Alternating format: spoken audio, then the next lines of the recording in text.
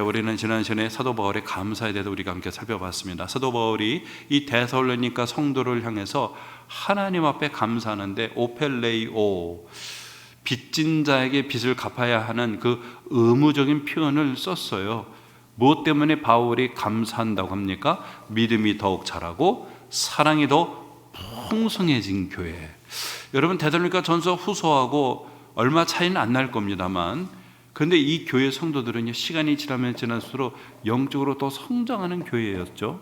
데살로니가 전서는 믿음의 역사와 사랑의 수고와 그리고 소망의 인내가, 이 세 가지의 열매가 초창기부터 맺어졌는데, 거기에 머물러 있는 교회가 아닙니다.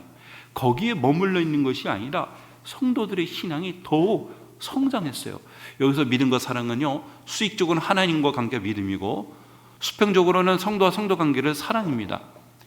믿음이라는 건 하나님을 향한 절대적인 신뢰를 뜻하는 것이고, 사랑은 하나님을 향한 절대적인 그 신뢰하는 자가 여러분 내 주변에 있는 내 교회 성도들을 향해서 아끼고 존중하고 사랑하는, 이런 믿음이 더욱 성장하고 자랄 뿐만 아니라 사랑이 더욱 풍성해지는데, 왜 하나님 앞에서 오펠레이오, 빚진 자가 마치 빚을 갚아야 되는 의무처럼 표현하는 겁니까? 전적으로 이것은 바울의 노고도 아닙니다. 이 교회에 들어와서 바울이 복음을 전하고 3개월 만에 떠났잖아요. 편지를 2번 보냈죠. 근데 여러분, 바울이 전혀 관여하지 않았는데도 불구하고 이 교회 성도들이 그 믿음이, 하나님을 향한 그 믿음과 충성과 헌신이 더욱 자라날 뿐만 아니라 사랑이 풍성히 그 나눔이 넘쳐나는 이 교회의 모습, 이거는 전적으로 누굽니까? 원동력은 바로 하나님이라는 겁니다. 하나님이 하신 일이에요. 오직 하나님께만이 감사하는 거죠. 감사하는 거죠. 여러분, 우리 주사랑 교회도 이 데살로니가 교회 성도들과 같이 우리의 믿음과 사랑이 시간이 지나면 지날수록 더 퇴보되는 게 아니라 더욱 자라나고 더욱 풍성케 되어지는 그런 저와 여러분의 신앙이 되기를 주 이름으로 축원합니다. 여러분, 사도 바울은 이 믿음이 더욱 자라나고 또 각기 서로 사랑함이 풍성해서, 오늘 4절에 보니 그 결과 바울이 뭡니까? 하나님의 교회에 가서 자랑한다는 거예요.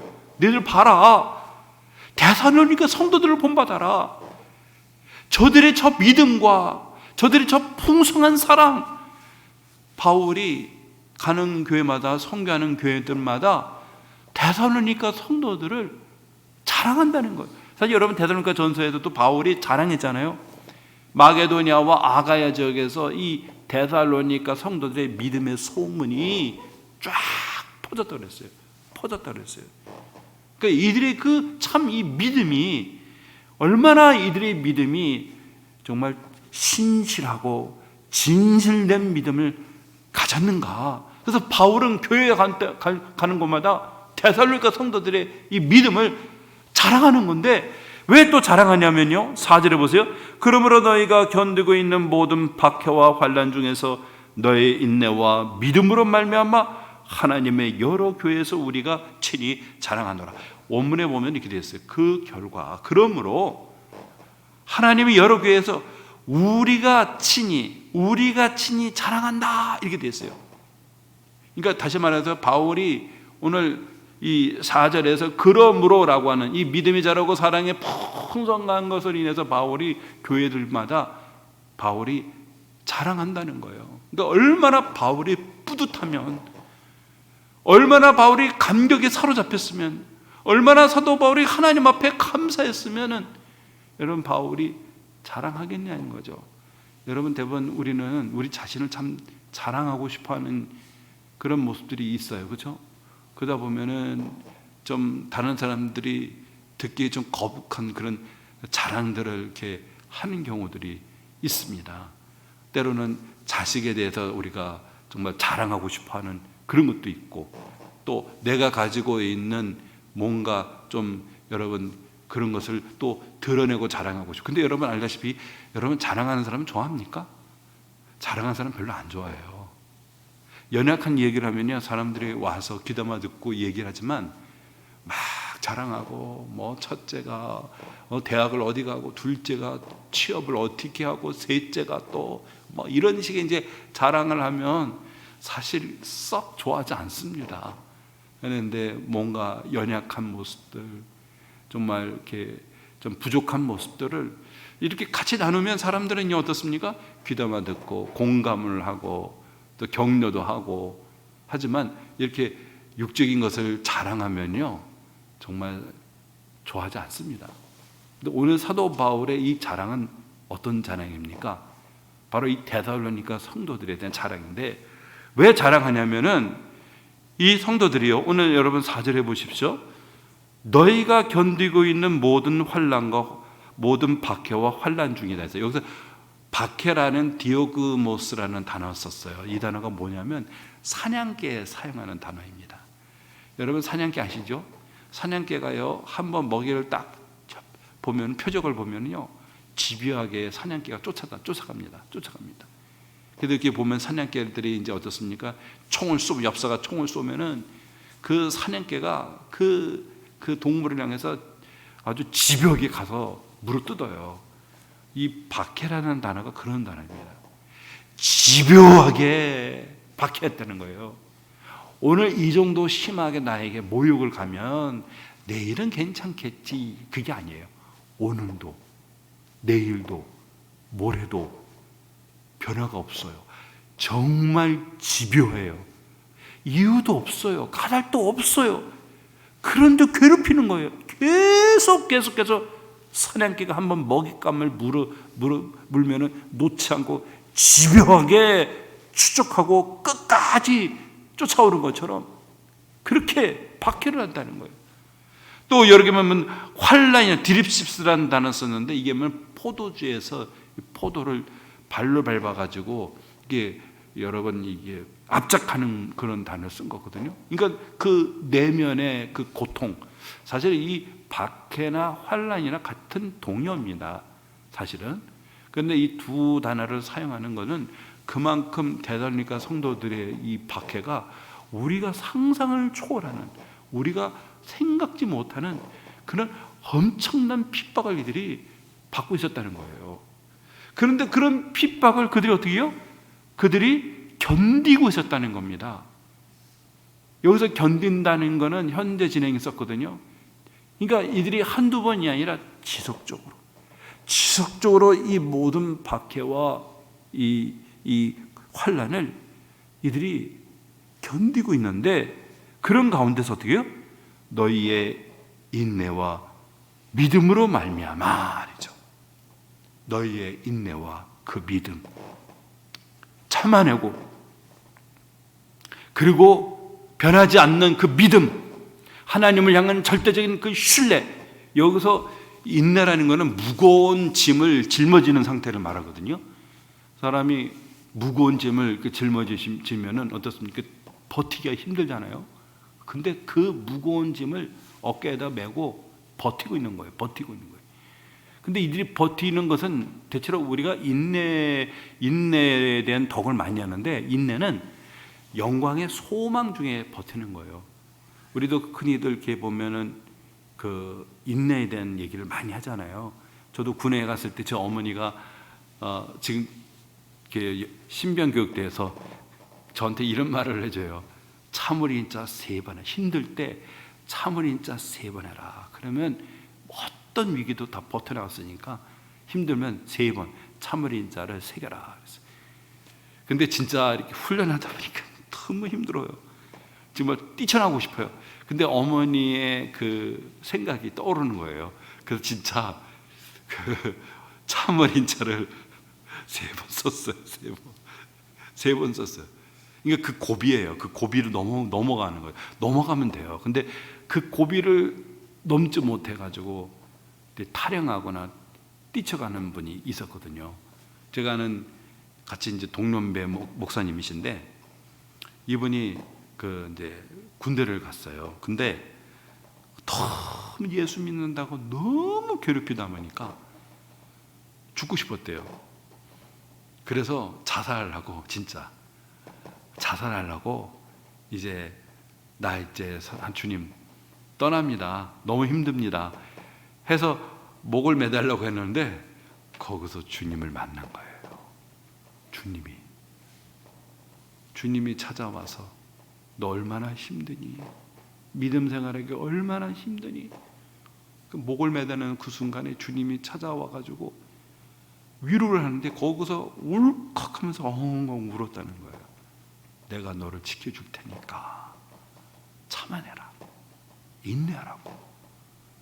그런데 정말 자기의 귀에 들렸던 그 주님의 위로, 너 얼마나 힘드니? 내가 안다. 참아내라.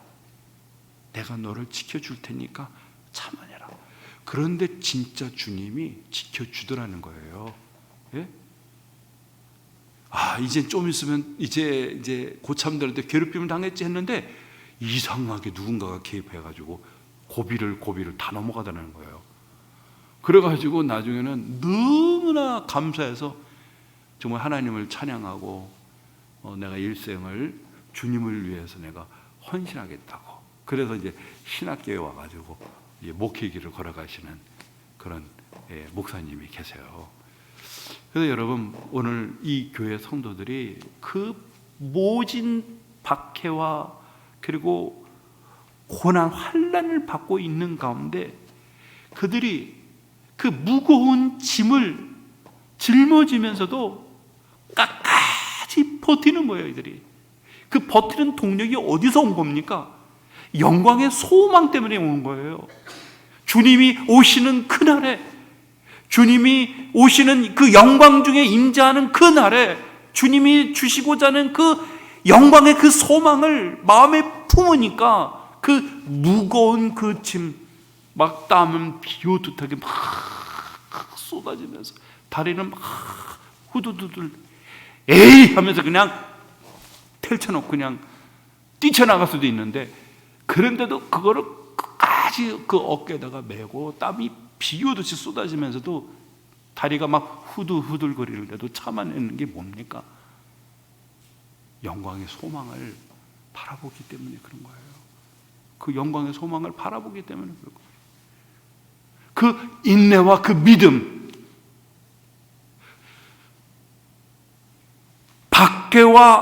모든 박해와 환난 중에서 이들의 인내와 그 믿음,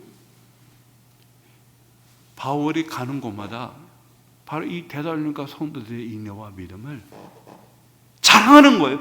그런 와중에서도 믿음이 자라나고 사랑이 풍성한 교회라고 바울이 가는 곳마다 자랑하는 거예요. 전에 얼마 전에 충영교회에서 세미나가 있었어요. 제가 세미나를 다녀왔는데 앞으로 미래의 축소 사회가 될 때에 교회가 어떻게 대응할 것이냐. 이제 저출산 시대가 돌아와가지고 교회도 이제는 어떻습니까? 옛날과 다르게 축소 사회에 교회도 놓여 있다는 거예요. 근데 거기 이제 제 동기 목사님이 오셨어요. 해성교회 정명호 목사입니다. 제가 학교 다닐 때에 학교에서 목사로 불렸던 별명이, 목사란 별명을 불렸던 그 사람이 정명호 목사하고 저였어요. 신학교에서 이승찬 목사, 정명호 목사, 신학생 때. 근데 진짜 정명호 목사가 제일 먼저 담임이 되고 그 다음에 제가 두 번째로 됐어요. 이게 참 이게 말을 잘해야 돼요. 예? 목사님 밥 먹을 때마다 농담을 했는데 진짜 그 정명호 목사는 32살인가 3살에 담임이 됐어요. 저는 우리 주사람께 38에 담임이 됐잖아요. 그 해성교회 뭐 아실 겁니다. 교회생교회 서울에서도 대형 교회인데 그 축소 사회에 대해서 얘기하면서 이런 얘기를 하는데 제가 참 감명을 받았어요. 그 교회가 100년이 넘은 교회더라고요. 그러니까 100년 동안 얼마나 많은 그 선배 목사님들이 계셨겠어요. 역대 목사님들 옛날에 언더우드 시작해가지고 목사님들의 사진을 쫙 보여주면서 지금은 축소 상황이고 한국교회가 정말 어려운 상황입니다. 그런데 자기는 그 사진을 보고 위로를 받는다는 거예요. 특별히 일제시대 때. 일제시대 때의 이 목사님은 감옥에 가셨다는 거예요. 그 시대와 우리 시대를 비교할 때 우리가 더 힘들까요? 근데 저희가 그 도전이 되는 거죠. 그 참 100년 전에 그 한국 교회, 정말 교회 출입한다는 그 자체만도 너무 힘든 시기였어요. 참 신사참배를 거부하면서 얼마나 많은 분들이 교회가 폐상하고 또 일본 순사들에게 끌려가고 또 고문당하고 또 죽으신 목사님들이, 장로님들이, 안수 집사님들이, 권사님들이 많아요. 목사님만 아니고 장로님들 많이 고문당하고 죽으셨어요. 또 권사님들도 그렇고 집사님들도 그렇고. 제가 보니까 그 명단만, 밝혀진 명단만 한 수백 명이 되더라고요. 수백 명이 되더라고요. 그 시대와 우리 시대를 비교할 때 우리가 정말 어려운 시대인가? 아니라는 거예요. 네? 핍박의 시대에는 목숨을 걸고 복음을 전하지만 우리가 아무리 힘들다고 해도 그 시대만큼 힘들 수 있는가? 저는 데살로니가 교회 성도들의 모습을 보면서 정말 대단한 교회다. 바울이 3개월밖에 선교를 하지 않았는데 자생교로 교회가 세워져가지고 그 모든 그 핍박에, 그 바울이 오죽하면 여러분 야반도주 할 수밖에 없었어요. 그 시장에 있는 그 불량배들을 데리고 와가지고 교회를 뒤집어 놨지 않습니까? 쫓겨났잖아요. 그리고 베레아 지역까지 인근에 있는 도시였던 베레아 지역 갔더니 거기까지도 쫓아와가지고 방해를 하니까 나중에는 어디로 갑니까? 아가야 지역으로 내려가잖아요, 바울이. 그런 와중에서도 이 교회가 여러분 인내와 믿음 가운데서 세워지고 있으니 정말 바울이 가는 곳마다 자랑하는 거죠. 데살로니가만큼 되라. 데살로니가 성도들만큼 해라. 정말 칭찬받는 교회예요. 여러분, 바울이 이 정도로 자랑하면 우리 하나님 얼마나 기뻐하실까요? 우리 주사랑교회 저와 여러분도 여러분 이 데살로니가 성도들처럼 정말 믿음이 자라나고 사랑이 풍성한 성도들이 되기를 주의 이름으로 축원합니다. 여러분, 요즘에는요 점점 사람들이 이 주중의 시간을 내기가 어려워져 가고 있어요. 그렇죠? 지금 새벽 기도가요 몇 명이 오시냐면은 2분이 오십니다. 2분. 근데 이제 그 2분도 저희 교회 분이 아닙니다. 외부 교회 권사님이세요. 그래서 저보고 이래요. 목사님, 이 추운 날씨에 저희들 때문에 이렇게 새벽에 오시니까 민망합니다. 우리가 음악 틀고 그냥 자발적으로 기도하고 갈 테니까요, 목사님 새벽에 안 오셔도 돼요. 그 말을 우리 주선교가 아닌 성도들한테 제가 들어서는 안 되는 거잖아요. 그렇죠? 그래서 제가 그랬어요. 새벽은 저 때문에 옵니다. 제가 기도하려고 오는 겁니다. 이 새벽마저도 제가 이 자리에 나와서 기도하지 않는다면 사람은 한도 끝 없이 편해지고 편하게 살려고 하기 때문에 기도 생활은 안 합니다. 여러분, 날씨가 추워지기 때문에 몸이 안 좋으신 분들 보고 저는 새벽에 나오시라고 말씀을 하고 싶지는 않아요. 또 이렇게 신앙의 연조가 되신 분들은 어디서든지 다 기도하시는 거 제가 압니다. 근데 요즘에는요 사람들이 주중에 모임을 갖는다는 거 너무 힘들어합니다. 순장님들 모임을 주중에 가지려니까 다들 시간이 안 된다는 거예요. 시간이 다 안 된다는 거예요. 옛날에는 그랬나요? 사실은 그러지 않았잖아요. 예? 주중에 보면은 수요 예배 끝나고 나면 항상 모여가지고 성경 공부 다 하고 갔어요. 그리고 주중에는 구역 모임 다 가졌어요. 바빠서 그랬습니까? 아니에요. 제가 보니까 바쁜 것보다는 사람들이 삶을 즐기고 싶은 거예요. 맛집 가서 맛있는 것도 먹고, 좋은 경치 좋은 데 가서 또 구경도 하고, 커피숍에 가서 또 좋은 맛있는 커피 마시고, 삶을 좀 누리고 즐기고 싶은 것이 아닙니까? 사실은요. 점점 한국 교회가 생활의 퀄리티가 높아져 가면서 점점 더 하나님을 가까이 하기보다는 구라파 교회처럼 점점 경건에 힘쓰는 일에서 멀어져 가는, 기도하기를 멀어져 가고, 말씀 읽기도 멀어져 가고, 모이기도 멀어져 가는 이런 상황으로 지금 급격하게 지금 한국 교회가 영적인 깊은 잠으로 들어가고 있습니다. 참 희망을 보기가 사실은 어려워요. 예?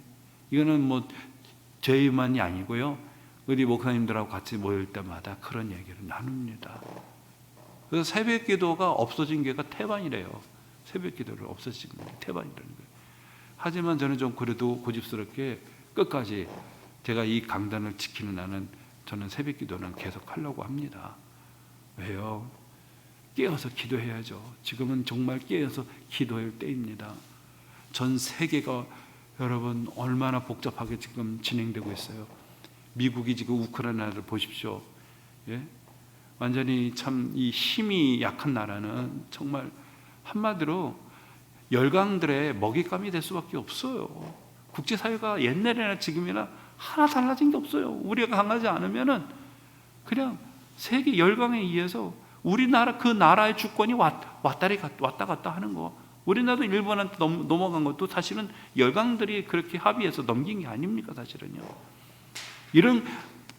이런 사회 속에서 우리가 깨어 기도해야죠. 하나님만이 이 나라를 지켜주시고, 하나님만이 저와 여러분의 가정을 지켜주시고, 하나님만이 우리의 진정한 보호자가 된다는 사실을 기억하면서 여러분 이 영적으로 깊은 잠에 들어가고 있는 한국교회 좀 몸부림을 치면서, 그래서 토요일 날은 우리가 특별 새벽 기도를 갖지 않습니까?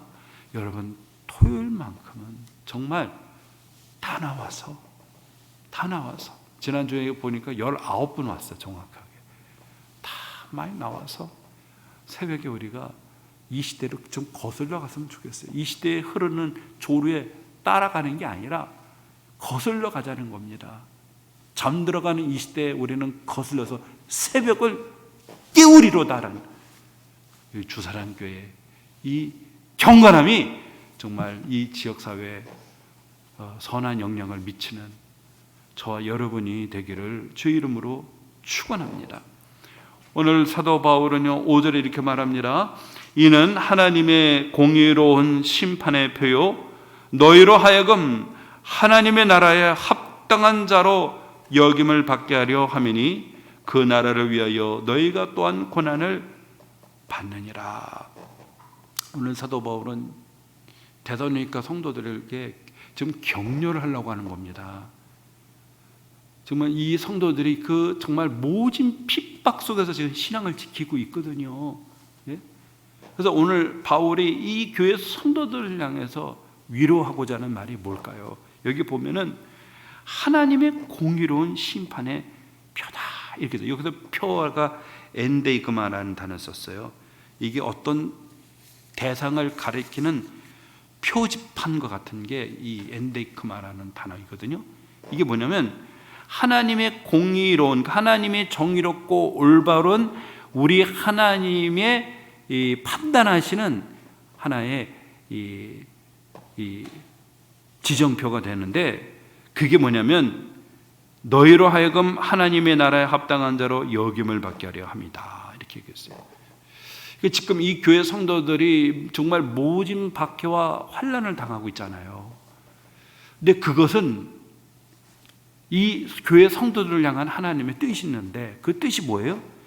하나님 나라에 들어가기에 합당하고 적합하고 그러한 백성으로 하나님이 만드시기 위해서 하나님이 보내시는 연단의 과정이라는 거예요. 그래서 이러한 과정 속에서 이들이 인내와 믿음으로 이들이 지키고 있다라고 하는 것은 다시 말해서 뭡니까? 하나님의 나라에 합당한 자라는 뜻입니다. 너희들이 바로 하나님의 나라에 합당한 대로 하나님의 너희들을 세우기 위한 우리 하나님의 연단의 과정이다라고 하는 사실이죠. 이는 하나님의 공의로운 심판의 표요 너희로 하여금 하나님의 나라에 합당한 대로 역임을 받게 하려 함이니 그 나라를 위하여 너희가 또한 고난을 받느니라 했어요. 여러분, 고난이 없이, 하나님의 연단이 없이 우리가 하나님의 나라에 들어가기가 어렵습니다. 우리는 육체를 갖고 있는 존재이기 때문에 한량 없이 그냥 편하게 신앙생활하고 싶어 합니다. 주님이 마태복음 7장에 말씀하셨죠. 좁은 문으로 들어가라고. 많은 사람들이 넓은 문으로 들어가려고 한다는 거예요. 근데 그 문은 어디예요? 멸망으로 가는 길이라는 거예요. 좁은 문 뭡니까? 생명으로 들어가는 문이다라고 말하고 있어요. 그러면 좁은 문과 넓은 문의 차이가 뭡니까? 하나님의 잣대인 하나님의 그 말씀의 그 기준을 따라서 우리가 걸어가느냐 걸어가지 않느냐예요. 근데 사람은 하나님의 말씀을 그냥 느슨하게 만들어가지고 누구나 들어오세요. 누구나 다 신앙생활 하세요. 근데 하나님은 어떻게 돼요? 하나님의 말씀 마치 좁은 문과 같이 그 하나님의 세우신 그 표준과 그 기준에 합당해야 됩니다. 그 표준과 기준에 합당할 때만이 우리가 하나님의 나라에 들어갈 수가 있다는 거예요. 그래서 주님 뭐라 했죠? 주여 주여 하는 자마다 다 천국에 들어갈 것이 아니라고 했죠. 주의 이름으로 선지자 노릇하고 주의 이름으로 귀신을 쫓아내고 주의 이름으로 권능을 행해도 나 너 모른다. 하늘에 계신 아버지의 뜻대로 행하는 자라야 바로 하나님의 나라에 들어갈 수가 있느니라. 바로 좁은 문이 바로 그걸 말하는 겁니다. 내가 무슨 권능을 하고 선지자 노릇하고 귀신을 쫓아내는 그런 외형적인 그런 어떤 것을 통해서 판단하는 게 아니라 하나님은 어떻게 해요? 내가 하나님의 진리의 말씀을 따라서 살아가고 있느냐, 그 기준을 따라서 하나님이 판단한다는 뜻이에요. 그래서 하나님은 이 교회 성도들이 하나님의 나라에 들어가기에 합당한 성도가 되게 하기 위해서 하나님이 연단의 과정, 고난을 주셨어요. 그 고난 속에서 이들이 연단을 받아 하나님의 나라에 합당한 자가 되도록 너희들을 지금 인도하고 있다는 것.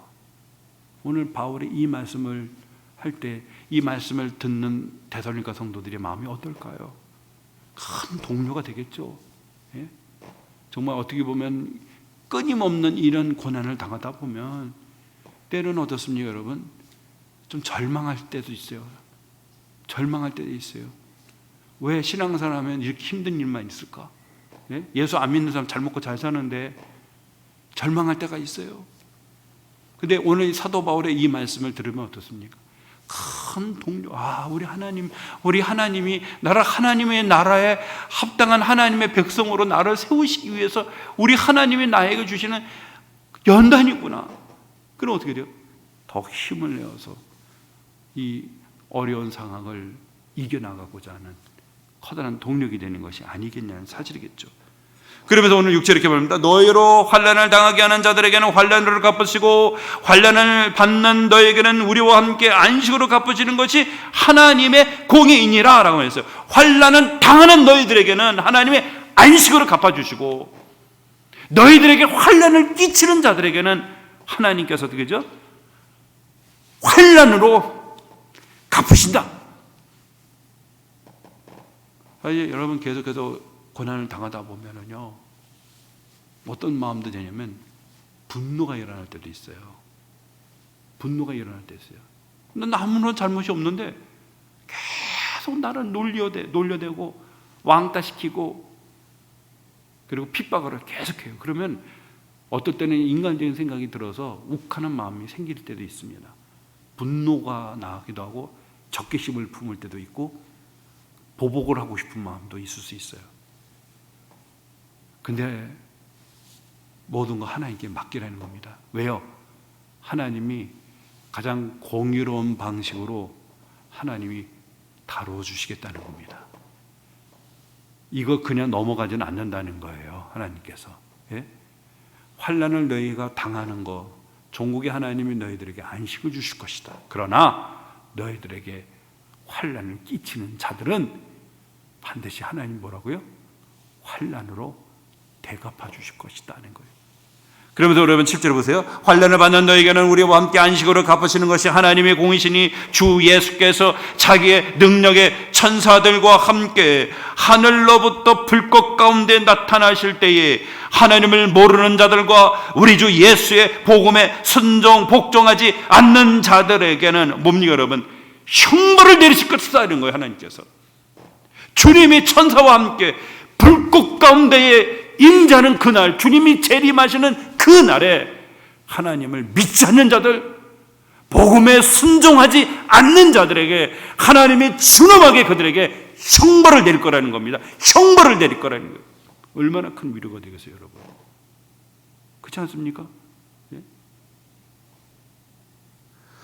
그 형벌에 대해서 오늘 굳이 이렇게 말해요. 이런 자들은 주의 얼굴과 그의 힘의 영광을 떠나 영원한 멸망의 형벌을 받으리로다. 여기 보면은 그 형벌에 대해서 여러분 9절에 아주 구체적으로 얘기하고 있는데 하나님을 모르는 자들과 주 예수 그리스도의 복음을 복종하지 않는 자들에게 하나님이 형벌을 내립니다. 근데 그 형벌이 뭐죠? 주의 얼굴과 그의 힘의 영광을 떠난다. 주의 얼굴이 말하는 것은 하나님의 임재입니다. 하나님이 함께 하심인데 주의 얼굴과 그의 힘, 영광 가운데 하나님이 임재할 때 그 영광이 충만하고 하나님의 능력이 충만하잖아요. 그죠? 여러분 이 솔로몬 성전에 두 기둥이 있어요.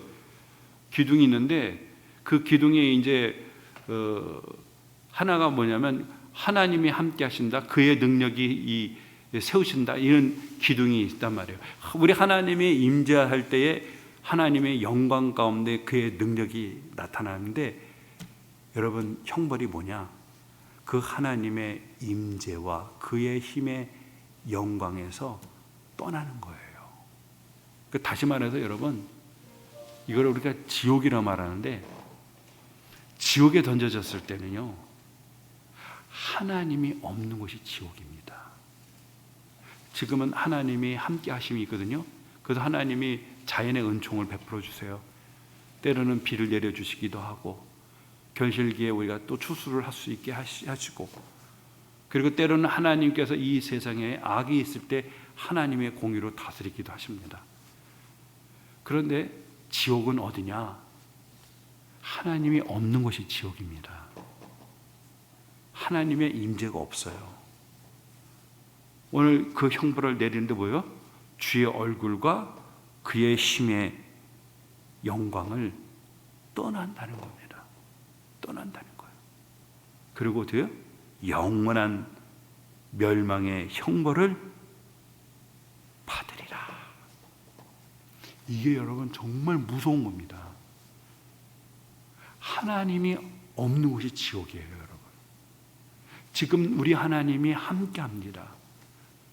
이 세상에 하나님이 다스리고 있습니다. 하나님의 섭리 가운데 세상이 여러분 다스리고 있어요. 그리고 우리 하나님이 이 땅 가운데 임재하고 계세요. 하지만 지옥은 어디냐? 하나님이 없는 곳입니다. 거기엔 더 이상의 하나님의 은혜가 없어요. 영원한 감옥에 가두어지는 거죠. 영원한 감옥에 가둬지는 것이 지옥입니다, 여러분. 예? 마지막 때 하나님 어떻게 해요? 하나님을 믿지 아니하고 주 예수 그리스도의 복음에 복종치 아니하면서 성도들을 핍박하는 자들 하나님이 반드시 환난으로 형벌로 갚으시는데 그곳이 어디입니까? 주의 얼굴과 그의 힘의 영광이 없는 완전히 격리되어 있는 하나님의 임재가 없는 그곳 바로 그곳으로 던져진다는 사실. 그곳에서 영원한 고통 가운데 고통을 겪는다라고 하는 사실. 이 말씀을 여러분 듣는 성도들은 어떻습니까? 아, 우리 하나님이 종국에 우리의 억울함을 하나님이 신원해 주시겠구나. 요한계시록 6장에 보면 6번째 인을 떼니까 순교당한 사람들이 하나님의 제단 앞에 몰려와서 뭐라고 맞춰요? 언제까지 주의 백성, 언제 하나님 신원해 주시냐고. 그때 잠깐만 기다려라. 흰 두루마기를 주면서 너와 같이 형제들, 순교할 그 형제들 수가 찰 때까지다. 그럼 하나님이 뭐예요? 심판하신다는 거예요. 하나님이 심판하신다는 거예요. 마지막입니다. 10절입니다. 그날에 그가 강림하사 그의 성도들에게 영광을 받으시고 모든 믿는 자들에게서 놀랍게 여김을 얻으시리니 이는 우리의 증거가 너에게 믿어졌습니다. 반면에 어떻습니까? 환난을 당하는 성도들에게 영광의 날이 기다리고 있습니다. 그날이 뭡니까? 주님이 재림하시는 그날.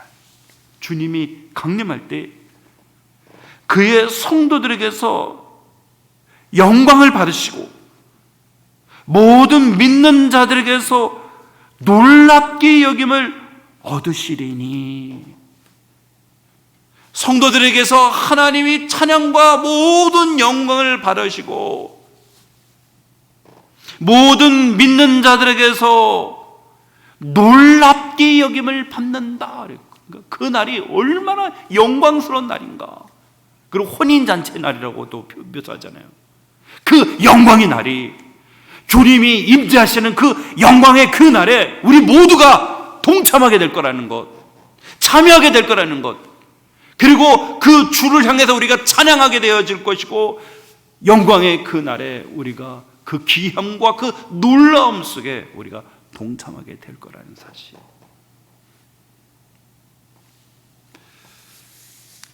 여러분, 말씀을 맺도록 하겠습니다. 하나님의 공의로운 심판의 표다. 인내와 믿음 속에서 모진 박해와 환난을 받고 있는 이 성도들 향해 사도 바울이 주는 교훈의 말씀, 권하는 너희들을 하나님의 나라에 합당한 사람으로, 하나님의 나라에 들어가기에 자격 있는 사람이 되도록 하나님께서 너에게 허락하신 연단의 과정이다. 마지막 때 하나님이 반드시 공의로운 심판을 행하실 것이다. 너희들에게 환난을 끼치는 자에게는 하나님이 반드시 환난으로 갚고 형벌을 갚고 주의 얼굴과